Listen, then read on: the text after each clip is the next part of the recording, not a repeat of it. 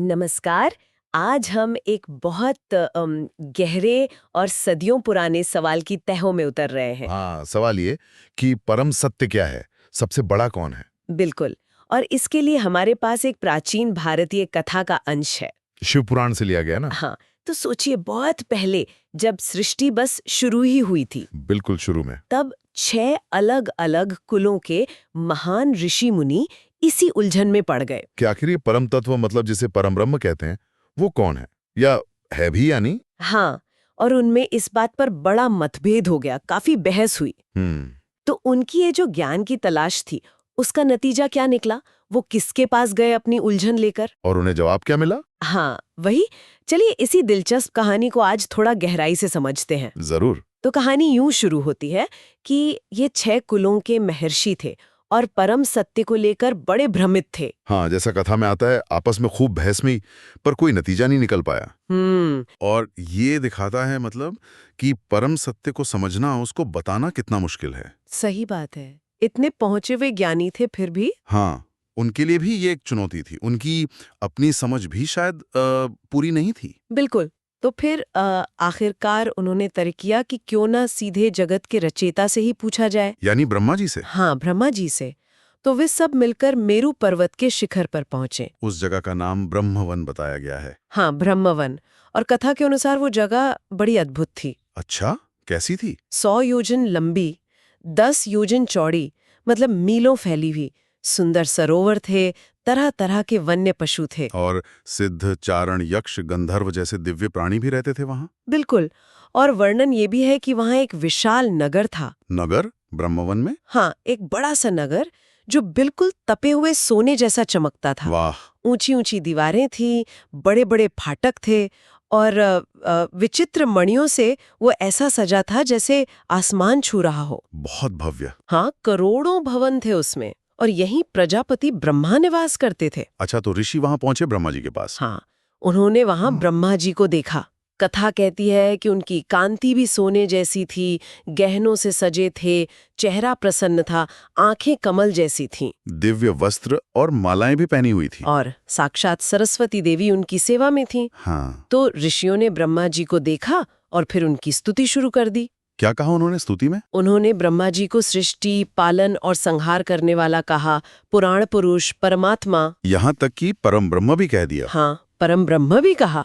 और ये भी कहा कि वे प्रकृति और उसके विकारों से, मतलब बदलावों से युक्त होकर भी असल में निर्विकार हैं, यानी बदलते नहीं हैं। लेकिन यहाँ एक बात थोड़ी सोचने वाली है। क्या? देखिए, ऋषि स्तुति तो ऐसे कर रहे हैं जैसे ब्रह्मा जी ही सर्वोच्च हैं, परम सत्य हैं। हाँ, बिल्कुल। पर उनके मन में सवाल तो अभी भी है, संदेह बना हुआ है। सही कहा। अगर वे सच में मानते कि ब्रह्मा ही परम तत्व हैं, तो फिर सवाल पूछने की जरूरत ही क्यों पड़ती। एकदम सही नुक्ता। ये तो विरोधाभास जैसा लगता है। बिल्कुल। खैर, स्तुति के बाद ब्रह्मा जी ने उनसे पूछा कि भाई कैसे आना हुआ, क्या कारण है। हाँ। तब ऋषियों ने बड़ी विनम्रता से अपनी बात रखी। उन्होंने कहा, भगवान, हम तो अज्ञान के अंधेरे में भटक रहे हैं। आपस में बहस करके भी परम तत्व को जान नहीं पा रहे हैं। हाँ, तो कृपा करके हमें बताइए कि वो कौन है जो सबसे पुराने हैं, सबके भीतर रहते हैं, जो परिपूर्ण सनातन परमेश्वर हैं। और एक सवाल और पूछा। क्या? किसने सबसे पहले सृष्टि रची, ये भी पूछा। अच्छा, तो ये सारे गहरे सवाल उन्होंने ब्रह्मा जी के सामने रख दिए। हाँ, और अब आता है कहानी का सबसे, कह सकते हैं, रोचक मोड़। बताइए बताइए। कथा के अनुसार ऋषियों के ये सवाल सुनकर ब्रह्मा जी खुद हैरान रह गए। हैरान? सृष्टि के रचयिता हैरान हो गए? हाँ, लिखा है कि उनकी आंखें आश्चर्य से खिल उठी, मतलब फैल गईं। वे वहां मौजूद देवताओं, दानवों और मुनियों के बीच खड़े थे और काफी देर तक एकदम गहरे ध्यान में चले गए। ध्यान में चले गए, जवाब देने की बजाय। हाँ, लंबे समय तक ध्यान मग्न रहे। अच्छा, और फिर ध्यान से बाहर आकर क्या कहा उन्होंने? ध्यान से बाहर आकर वो जैसे एकदम आनंद से भर गए। उनका शरीर रोमांचित हो उठा, रोंगटे खड़े हो गए। अरे वाह। उन्होंने हाथ जोड़े और पूरी सभा के सामने सिर्फ एक शब्द कहा। सिर्फ एक शब्द? क्या? रुद्र। रुद्र? हाँ, बस यही कहा, रुद्र। ये तो बड़ा अप्रत्याशित सा है। मतलब खुद सृष्टि के रचयिता से पूछा गया कि सबसे बड़ा कौन, परम तत्व कौन? और उन्होंने किसी और का नाम ले लिया, रुद्र का। रुद्र, यानी जिन्हें हम अक्सर शिव जी का एक रूप मानते हैं। हाँ, जो संहार से जुड़े हैं। बिल्कुल, संहार और परिवर्तन के देवता। यहाँ सृष्टिकर्ता स्वयं परम तत्व के प्रश्न पर एक दूसरी शक्ति की ओर इशारा कर रहे हैं। तो इसका क्या मतलब निकालें? ऋषि ज्ञान की खोज में निकले, सृष्टिकर्ता के पास पहुंचे और जवाब मिला रुद्र।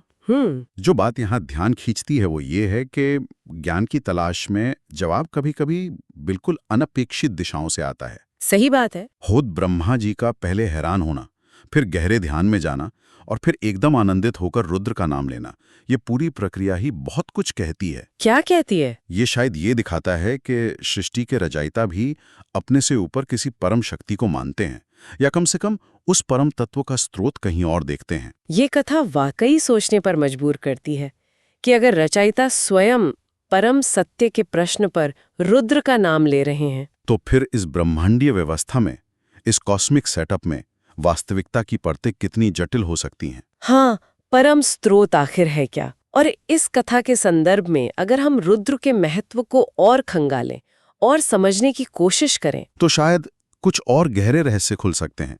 ये सोचने वाली बात